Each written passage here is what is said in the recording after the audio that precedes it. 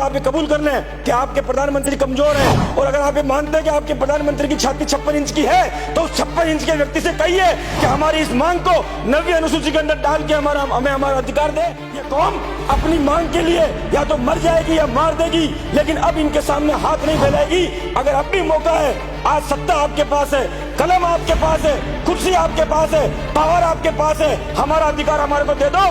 हमारी माओं को, हमारी बहनों को, विधवा और उनकी कोख उजाड़ने का काम आपने किया। हमारे हाथ में कलम है, आप बार बार बंदूक पकड़ते हैं। हम चाहते हैं हमारा बेटा कुर्सी के ऊपर बैठे, आप हमारे बेटे को बार बार जेल के अंदर भेजना चाहते हैं। कहाँ गया आपका समझौता? आपको सुप्रीम कोर्ट में जाने की जरूरत नहीं थी, जब एक बार अधिसूचना मिल चुकी थी।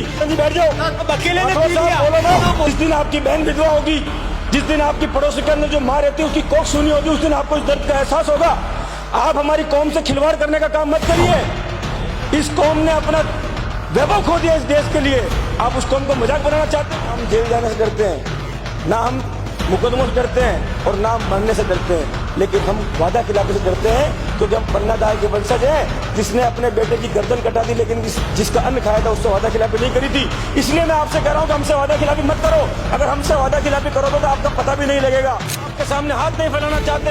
हम वो कौम है जिस कौम ने हिंदुस्तान की धरती को आजाद कराने के लिए दन्ना कोतवाल के रूप के अंदर लड़ाई शुरू करी थी। हम वो कौम है जिस कौम के बेटे सरदार वल्लभ भाई पटेल ने इस देश को एक करने का काम किया था। हम वो कौम है जिस कौम का शासन आसिन से लेकर अफगानिस्तान तक था, और जिस कौम का नाम अफगानिस्तान के राष्ट्रगान के अंदर आता है। उस कौम के आगे, जिस कौम के आगे वीर लगता है, उस कौम को आपने खिलवाड़ का विषय बना दिया। हमने आरक्षण इसलिए मांगा क्योंकि इस देश के अंदर अधिकार की लड़ाई लड़ते लड़ते, इस देश की रक्षा की लड़ाई लड़ते लड़ते, इस देश पर आक्रमण करने वाले लोगों से लड़ाई लड़ते लड़ते हमारी कौम ने अपना वैभव खो दिया, और मजबूरी में हमारे को पहाड़ों के ऊपर जाना पड़ा। और पहाड़ों के ऊपर जाने के बाद जब ये पूरी देश और दुनिया आगे बढ़ गई और हमारी कौम इस दुनिया के साथ कदम बनाने के अंदर पीछे रह गई, तब हमारा बेटा भी कलेक्टर बनना चाहिए, हमारा बेटा भी एसपी बनना चाहिए, हमारे बेटे के हाथ में भी कलम आनी चाहिए, और उस कलम के माध्यम से वो 36 कौम की सेवा करने का काम करे। लेकिन उसके बदले में आपने क्या दिया?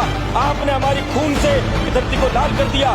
कानून, कोई भी संविधान और कोई भी कोर्ट और ये पूरा तंत्र जनता की सेवा के लिए बना हुआ है। मानव से ऊपर कोई तंत्र नहीं है, और वो मानव आपसे आज न्याय मांगता है। अगर हमारे को देना है तो ओबीसी के अंदर 5% आरक्षण दीजिए वर्गीकरण कर कर, क्योंकि 5 जातियों की संख्या 8% से ज्यादा होती है। हमारी कौम को आप अगर इस तरह दर दर की ठोकर खिलाना चाहते हो तो हमें आपके आरक्षण की भीख नहीं चाहिए। अगर आपके दिमाग में ये गुमान हो कि हम आपके सामने याचना करेंगे या सिर्फ राजस्थान के अंदर पटरियां उखाड़ेंगे, तो इस बात को याद रखना, हमने 72 आदमियों ने अपनी जान दी है। जरूरत पड़ेगी जो 720 हमारे सिर खत्म नहीं होंगे, लेकिन आपके हथियार खत्म हो जाएंगे। इस कौम के साथ अन्याय करना बंद कर दीजिए। मैं आपसे मांग करता हूँ, किसने कहा आपको कि सुप्रीम कोर्ट के अंदर ले जाकर आप एसएलपी लगाइए? अगर आपका मन साफ था तो जिस अधिसूचना से पिछली सरकार 1% का फायदा हमारे को दे रही थी, वो 1% का फायदा आप लगातार देते रहते तो मेरी कौम को आपके सामने हाथ नहीं फैलाना पड़ता। हमारा नौजवान बच्चा आज नौकरी करना चाहता है, 1252 की आप बात करते हैं, कभी कांग्रेस तारीफ करती है, कभी बीजेपी तारीफ करती है। इस कौम के साथ आप तब तक अन्याय करते रहेंगे, कब तक हमारे खून से राजस्थान की धरती के ऊपर आप होली खेलते रहेंगे। मैं आपसे कहना चाहता हूँ, हमको अगर देना है, अगर आपके मन में संविधान के अंदर रह के काम आप कभी बार बार अटका देते हैं कि इस देश के संविधान के अंदर 50% से ज्यादा आरक्षण नहीं दे सकते। इस प्रदेश के अंदर और भी प्रदेश है जिनके अंदर 50% की सीमा को उन्होंने लांघा है। बार आप कभी कह देते हैं कि 90वीं अनुसूची के अंदर जब लोकसभा और राज्यसभा किसी बात को पारित कर देगी, जब पूरा देश किसी एक बात के लिए एकमत हो जाएगा, तो कोई ऐसी अनुसूची नहीं है जिसके अंदर परिवर्तन नहीं हो सकता। अगर आपका मन साफ है, अगर आप गुजरों को आरक्षण देना चाहते हैं, अगर आप ये चाहते हैं कि हमें सिर्फ वोट बैंक नहीं बनाया जाए, तो आप लोग हमारी कौम के बच्चों को आरक्षण देने के लिए हमारे इस आरक्षण को 90वीं अनुसूची के अंदर डलवाइए। और मैं आपसे मांग करता हूँ सदन के अंदर, और ये मांग सिर्फ कांग्रेस बीजेपी के राज में नहीं, मैंने कांग्रेस के राज के अंदर भी भिलवाड़ा की धरती के ऊपर आंदोलन किए थे, और वो आंदोलन के मुकदमे आज भी हमारे ऊपर चल रहे हैं। आप हमको 50% के अंदर आरक्षण क्यों नहीं देना चाहते?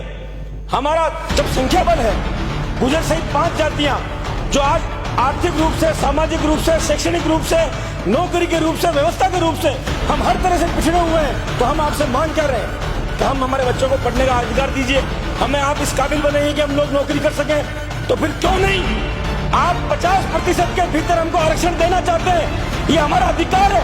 हमने इस देश के लिए अपने प्राणों की बलि दी है, हमने इस देश की आजादी के लिए लड़ाई लड़ते लड़ते अपना वैभव को खो दिया है। आज हमारा बच्चा इस बात की राह देखता है कि हमारे को न्याय मिलेगा।